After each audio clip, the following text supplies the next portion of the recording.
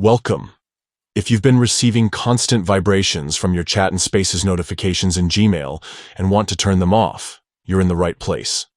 Today I'll guide you through an easy, updated way to disable vibrations specifically for chat and spaces notifications on your Android phone. Let's get started. First, unlock your phone and open your Settings app. This is usually represented by a gear icon. Once there, scroll down and tap on Apps. This will show you a list of all the applications installed on your device. Next, find and tap on Gmail from that list. This will take you to the App Info screen for Gmail, where you can manage various settings related to the app. From here, tap on Notifications. This section controls the different types of alerts Gmail can send you. Then, look for notification categories and tap on it.